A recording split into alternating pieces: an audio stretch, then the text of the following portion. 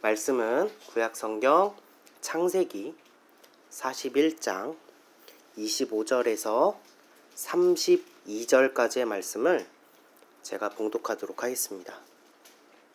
요셉이 바로에게 아뢰되 바로의 꿈은 하나라. 하나님이 그가 하실 일을 바로에게 보이심이니이다. 7 좋은 암소는 7회요 7 좋은 이삭도 7회니 그 꿈은 하나라.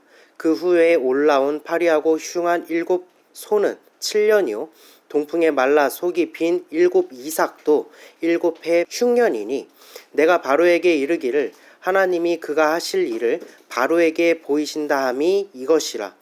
온 애굽 땅에 7해 큰 풍년이 있겠고 후에 7해 흉년이 들므로 애굽 땅에 있던 풍년을 다 잊어버리게 되고 이 땅이 그 기근으로 망하리니 후에 든 그 풍년이 너무 심함으로 이전 풍년을 이 땅에서 기억하지 못하게 되리이다.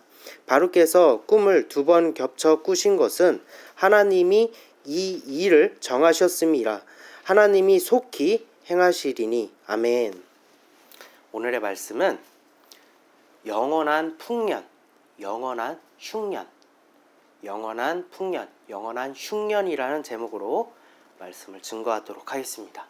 그리스도의 몸된 교회로서 그의 지체로서 진정한 행복을 누리며 살아오고 계십니까? 아멘. 요한복음 5장 39절에서 40절입니다. 너희가 성경에서 영생을 얻은 줄 생각하고 성경을 연구하거니와 이 성경이 곧 내게 대하여 증거하는 것이니라. 그러나 너희가 영생을 얻기 위하여 내게 오기를 원하지 아니하는도다. 자신들은 이미 영생을 얻었다 생각하고 누구보다 성경을 많이 읽고 깊이 이해하며 경건한 삶을 살아온 유대인들을 향해서 예수님께서는 그들의 생각을 전부 다 뒤집으시고 성경의 모든 기록은 곧 예수님 자신에 대한 증언이라고 말씀하셨습니다.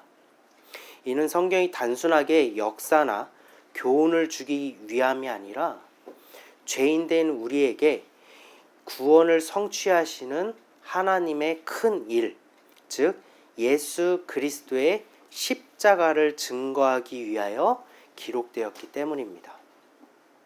따라서 제 아무리 성경을 많이 읽고 성경의 역사 교훈을 깊이 연구한다고 할지라도 예수를 발견할 수 없습니다. 인물로서는 알 수 있겠죠. 예수라는 인물은 알 수 있지만 진리를 발견할 수 없다는 것입니다.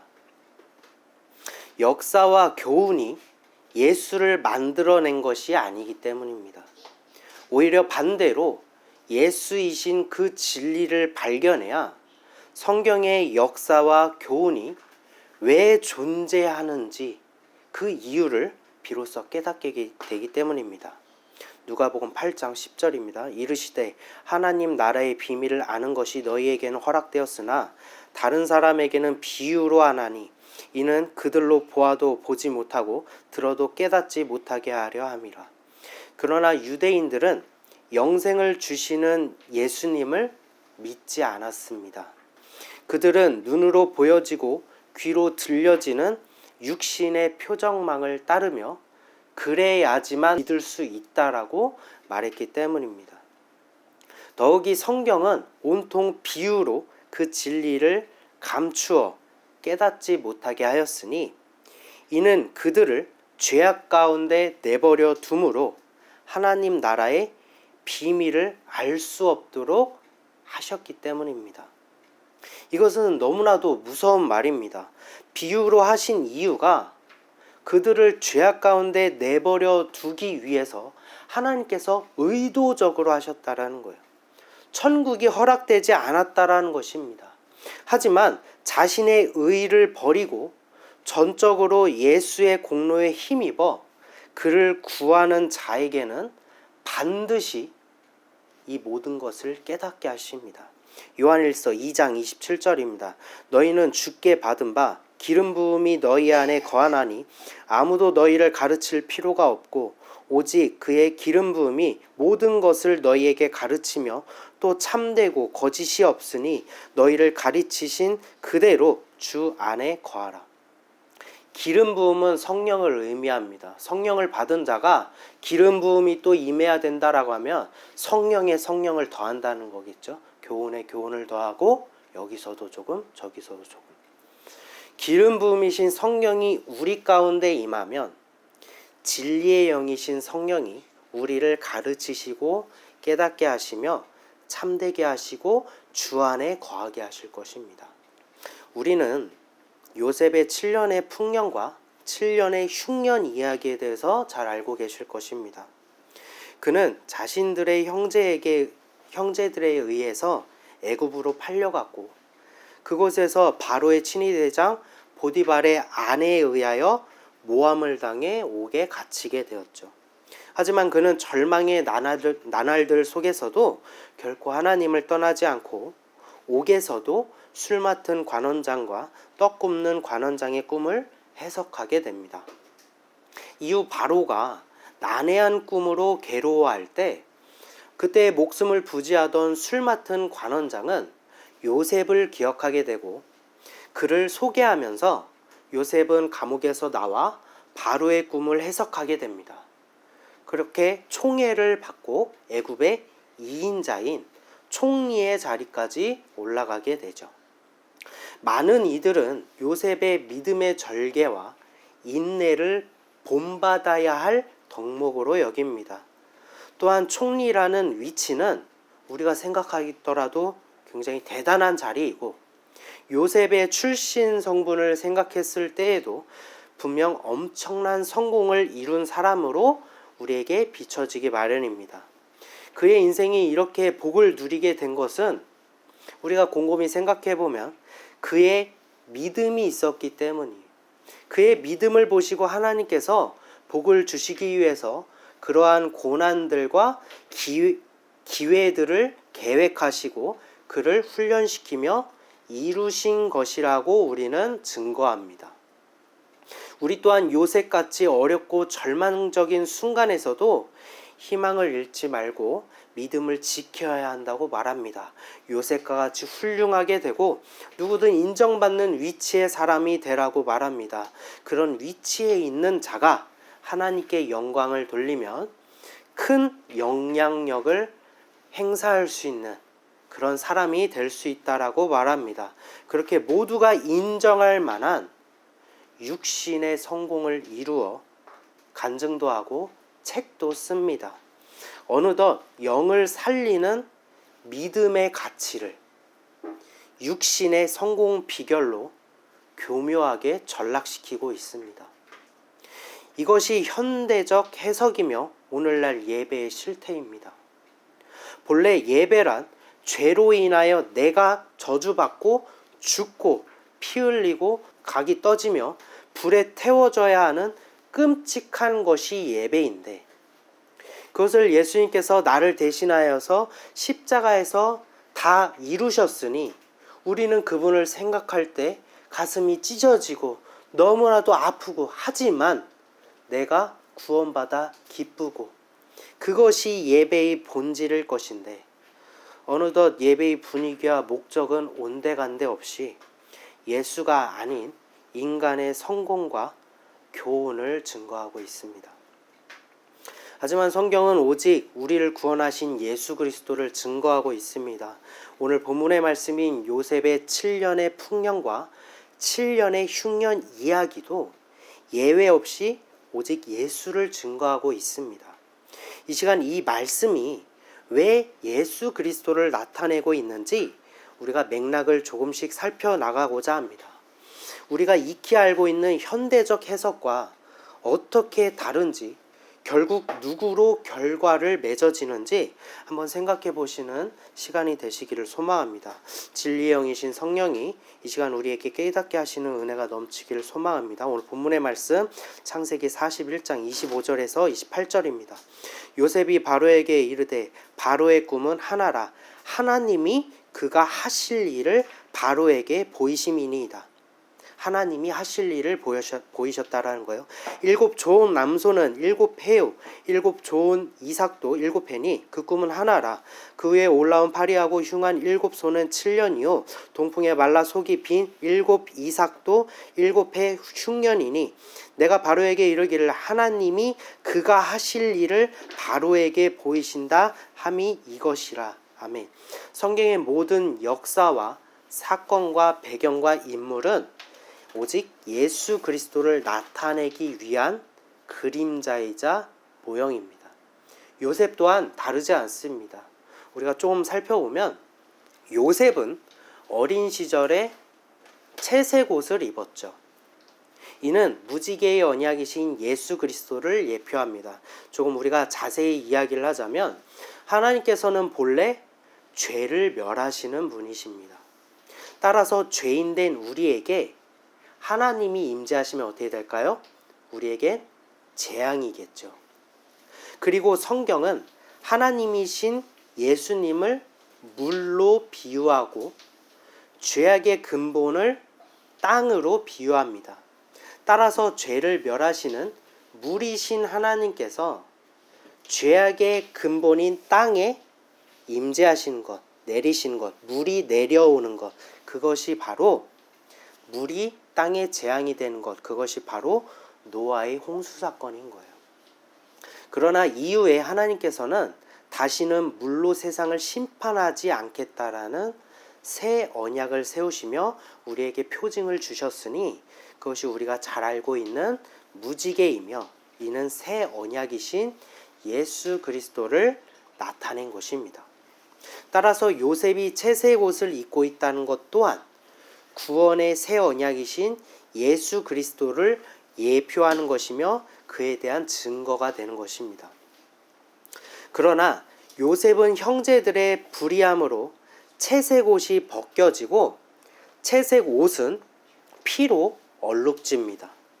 이는 이스라엘이 그들의 불의로 구원의 새 언약이신 예수 그리스도를 인정하지 않고 그를 거절하면서 결국 예수님을 십자가에 매달아 그를 희생시킬 것이 작정되었음을 의미하고 있는 거예요. 요셉의 형제들이 그렇게 한 까닭은 그렇게 이스라엘이 어떠한 행위를 할지를 나타내고 있다는 것입니다. 요셉은 죄가 없으나 형제들의 불의로 죄악을 상징하는 애굽으로 팔려가고 죄 없이 누명을 쓰고 옥에 갇히게 됩니다.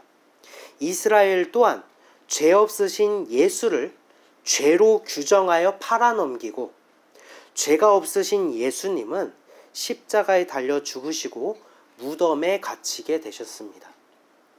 이후 이어지는 7년의 풍년과 7년의 흉년을 살펴보기에 앞서 우리는 숫자 7이 의미하는 바가 무엇인지에 대해서 우린 잠시 짚고 넘어갈 필요가 있습니다. 제가 지금 갑자기 채색 옷 이야기하다가 이스라엘 얘기하다가 예수님 얘기하다가 숫자 7에 대한 이야기를 한다고 하니까 조금 혼동이 되실 거지만 결국에 다 이어지는 내용이니 우리가 조금 더 집중해서 한번 들으셨으면 좋겠습니다. 계시록 17장 10절입니다. 또 7 왕이라 5은 망하였고 하나는 있고 다른 하나는 아직 이르지 아니하였으나 이르면 반드시 잠시 동안 머무르리라. 오랜만에 얘기하네요. 먼저 요한계시록은 먼 훗날의 일을 기록한 책이 아니라 예수님께서 이 땅에 오시고 십자가를 통해 다 이루시는 그날의 영적인 일을 기록한 책이라고 말씀드렸어요. 그럼에도 불구하고 예언서인 이유는 이 모든 역사와 이야기와 언약이 그리스도의 영이신 성령을 받을 자들에게 동일하게 성취될 것이기 때문입니다. 성령을 받지 못하는 자들에게 있어서는 이것이 예언인 거예요. 요한계시록에 언급된 7 머리는 7 왕을 상징한다는 것을 우리는 잘 알고 있죠. 우린 이것이 제국들을 의미한다라는 것을 알고 있습니다. 이는 이스라엘은 모든 역사 가운데 열강들의 압제 속에 살아가야 했으니 순서대로 나열하면 애굽과 아수르와 바벨론과 바사와 헬라와 로마까지 총 6일 것입니다.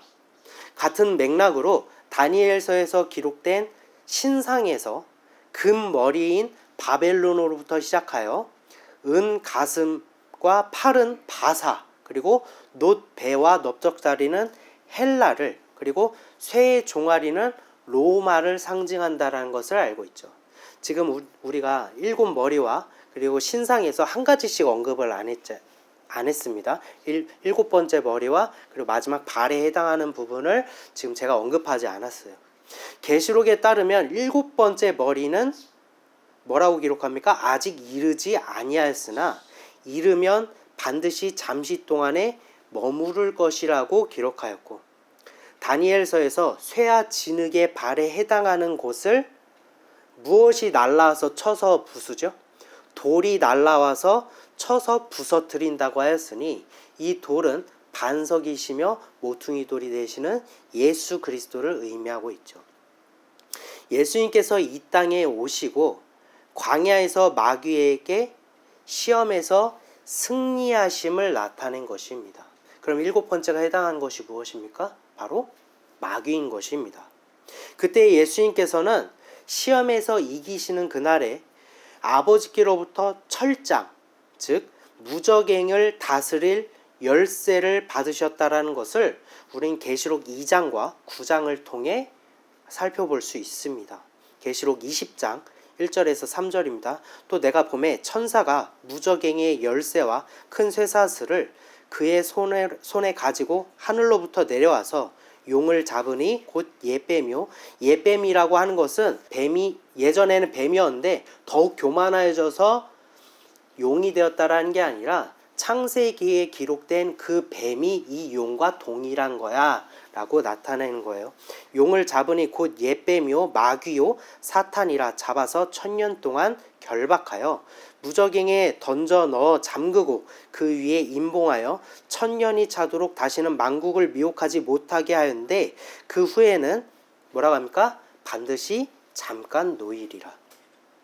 예수님께서는 광야에서 시험에서 이기신 후에 아버지께로부터 무적행의 열쇠를 받으실 때 의도적으로 무적행을 여셨으니, 그래서 마귀가 결박에서 풀려났으니 이는 예수님께서 먼저 승리하심으로 이긴 자가 되셨기 때문이고, 그를 믿고 의지하는 자들 또한 이긴 자가 되기 위하여 더 이상 마귀의 포로가 아니라 예수님께 속한 자들로 만드시기 위해서 무적행을 여신 거예요. 결박을 풀게 하신 거예요. 우리도 이긴 자가 되라고. 근데 우린 이길 수가 없잖아요. 그래서 시편에서 뭐라고 기록합니까? 용의 머리를 깨시고 사막에 사는 자들에게 음식물로 주셨다라고 말씀하신 거예요. 이미 머리가 깨진 마귀와 우리를 싸움 붙이셨다라는 거예요. 이에 대해서 예수님께서는 이렇게 말씀하시죠. 먼저 강한 자를 결박한 후에야 그의 세간을 강탈한다고 말씀하셨습니다. 우리 또한 이긴 자가 되어야 한다는 이 일관된 진리는 구약 시대에도 이미 나타내셨으니 이스라엘이 기업의 땅인 가나안을 정복해야 하는 것과 이긴 자가 되기 위해서 정복해야 하는 것과, 그리고 예수님께서 말씀하신 문화의 비유에서 고을을 차지한다라는 것도, 그리고 계시록에서는 믿는 자들과 마귀를 모아 싸움을 붙이셨다라고 증거하는 것도 우리가 익히 알고 있는 에스겔서에 기록된 곡과 마곡의 전쟁을 의미하고 있는 거예요. 좀 잘 따라오고 계십니까? 어려우시지만 성경을 일관된 진리를 나타내고 있습니다. 그렇게 1000년이라는 영원한 결박 가운데 풀려난 마귀는 예수님께 이미 패배하였지만 예수님께서 의도적으로 무적행을 여심으로 공중에 권세를 잡은 세상의 왕이 된 거예요. 예수님께 심판을 받았지만 풀려남으로 공중의 권세를 잡은 세상의 왕으로 군림한 거예요. 7번째 머리와 쇠와 진흙으로 만든 발이 도래하게 된 것입니다. 이 때문에 성경에서 귀신 들린 자에 대한 이야기는 예수님께서 광야에서 시험을 받고 난 뒤에 언급된 이유가 바로 여기 있는 것입니다. 그러면 그 이전에 기록된 귀신에 대한 이야기는 무엇일까요? 하나님께서 부리시는 영. 결과적으로 애굽에서 로마에 이르기까지 이스라엘을 압제하는 6 열강과 공중의 권세를 잡은 마귀에 이르기까지 7 머리, 7 왕을 상징하는 거예요. 그러나 이 모두는 결국 요한계시록에서 뭐라고 기록하죠? 한 짐승이잖아요. 하나의 붉은 짐승으로 곧 마귀를 상징하고 있다라는 것입니다. 즉 애굽부터 6 열강 그리고 마귀에 이르기까지 결국 마귀를 상징하고 있다라는 거예요. 요한복음 4장 18절입니다. 너에게 남편 5이 있었고 지금 있는 자도 내 남편이 아니니 내 말이 참되도다.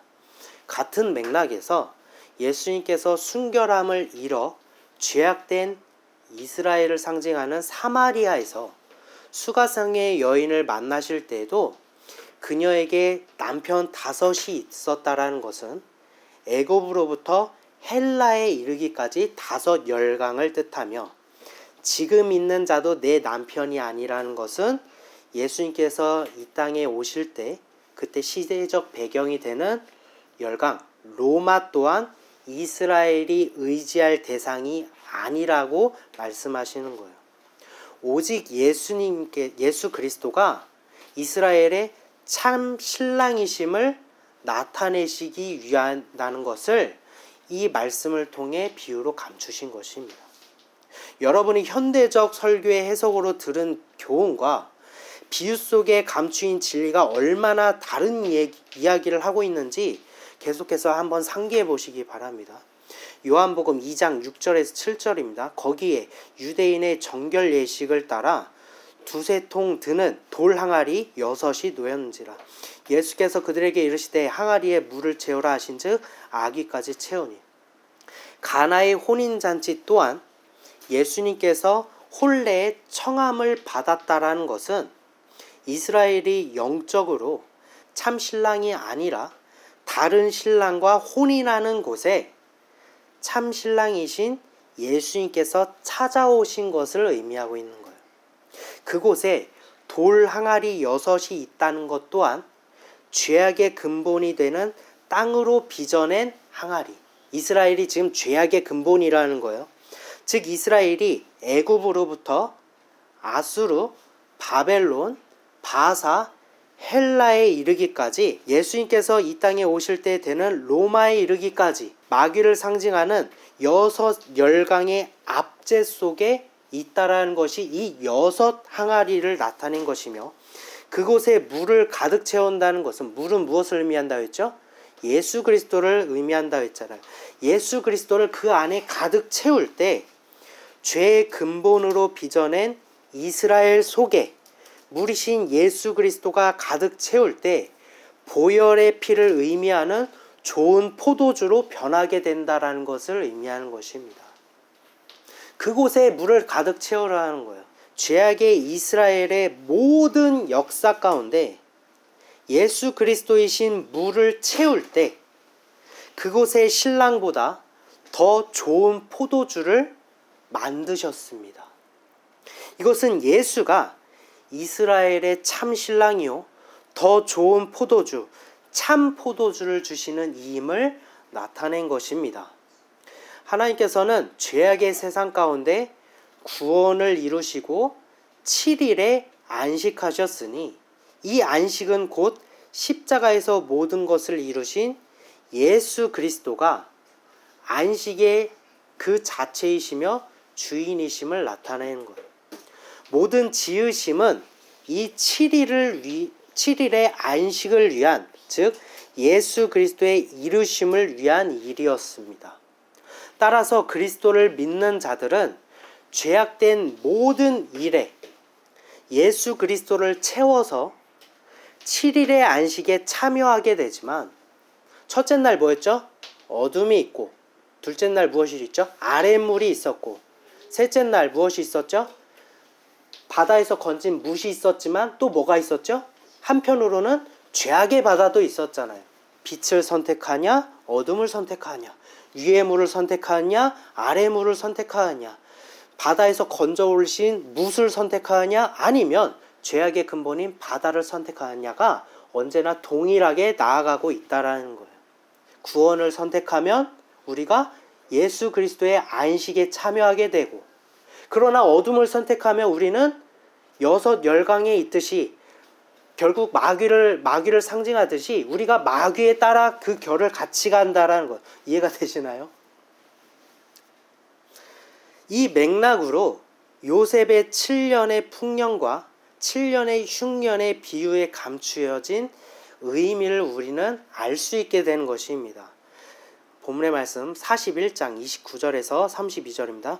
온 애굽 땅에 7해 큰 풍년이 있겠고 후에 7해 흉년이 들므로 애굽 땅에 있던 풍년을 다 잊어버리게 되고 이 땅이 그 기근으로 망하리니 후에 든 그 흉년이 너무 심함으로 이전 풍년을 이 땅에서 기억하지 못하게 되리이다. 바로께서 꿈을 2번 겹쳐 꾸신 것은 하나님이 이 일을 정하셨음이라. 하나님이 속히 행하시리니. 하나님께서 정하시고 행하시는 일은 먼저 7년의 풍년이 있고 이어서 7년의 흉년이 있다라는 거예요. 그리고 7년의 풍년의 때에 곡식을 거두어 7년의 흉년을 버팁니다. 이것은 무엇을 의미합니까? 아모스서 8장 11절입니다. 주 여호와의 말씀이니라.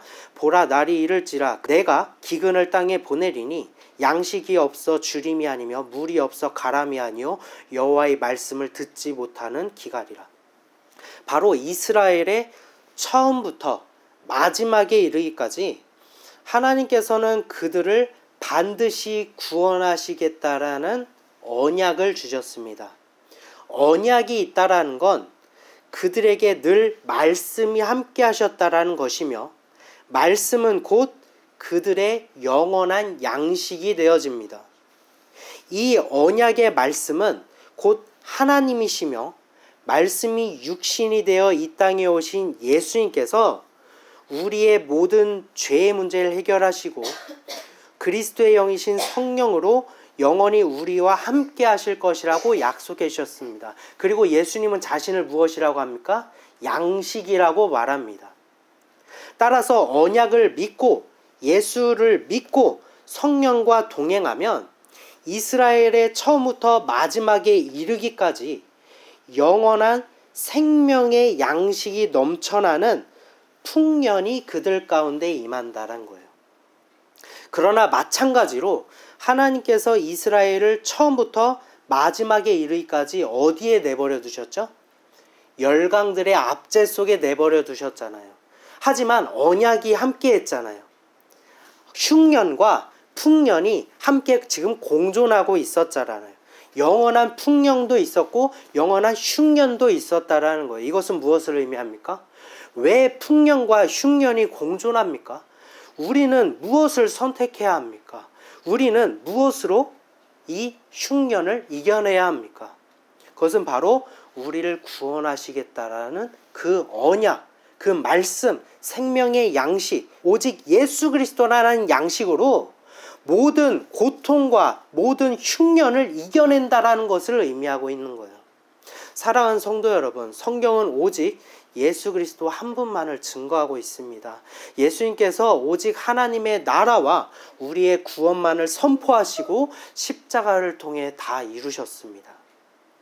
우리는 성경을 통해 어떤 교훈을 얻고 계십니까?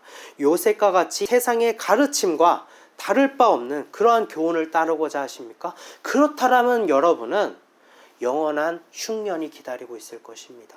그러나 어떤 고난과 역경과 흉년이 다가온다고 할지라도 우리의 영원한 생명의 떡이 되시는 그리스도의 풍년을 우리 속에 간직하고 이를 힘입어 나를 위해 모든 것을 참으시며 모든 것을 믿으며 모든 것을 바라며 모든 것을 견디시는 예수 그리스도의 보혈의 십자가를 우리 마음속에 품고 있다라면 여러분은 지난 모든 세월도 다 풍년이었음을 깨닫게 된다라는 것입니다. 오직 예수께로 나아갑시다. 우리의 손에 쥐고 있는 모든 것들을 다 내려놓고 예수 그리스도를 향해 두 손을 뻗고 우리의 머릿속에 가득 채운 모든 것들을 내려놓고 오직 보혈의 십자가를 향하여 외칩시다. 주님, 내 인생에 내 살아온 모든 나날들, 죄악과 질병과 고난과 괴로움뿐인 흉년이었습니다. 지금도 앞으로도 영원히 그 고난이 지속될 것 같아요. 나에게는 일평생 모든 것이 다 흉년일 것 같아요. 그러나 내 안에 그리스도의 양식을 채워주소서. 언제나 어느 때라도 나를 버린 적 없으시고 포기하지 않으신 주님을, 그 물을 죄인된 돌 항아리에 가득 채우겠사오니 새 포도주가 보혈의 피로 나를 정결하게 하셔서 참신랑이신 예수 그리스도로 인하여 내 인생, 내 살아온 나날들이 풍년이었음을, 언제나 넘쳤음을, 예수가 나와 함께 하셨음을 내가 깨닫게 하시옵소서. 그러려면 우리가 무엇을 해야 합니까? 그리스도의 영이신 성령을 이 돌 항아리에 채워야 된다라는 거예요. 진리의 영이신 그 성령이 여러분을 비로소 자유롭게 하실 것입니다. 진리의 영이신 그 성령을 우리 안에 깃들면 우리의 고난 속에 살아왔던 모든 흉년 가운데에서도 그 성령이, 그 그리스도가 채워져서 내 삶이 영원한 풍년을 맞이하게 될 것입니다. 빛과 어둠, 위의 물과 아래의 물, 그리고 건짐을 받은 묵과 여전히 죄악의 바다. 여러분은 영원한 풍년 속에 살아가시기를 원하십니까?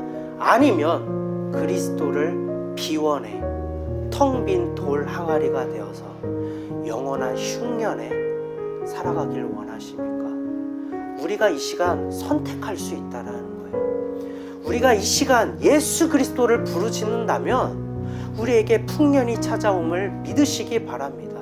그 풍년으로, 그 영원한 생명의 양식으로 넉넉하게 승리하여서 여러분 또한 이인자가 되시는 성도 여러분이 되시기를 소망합니다. 잠시 기도한 시간 갖도록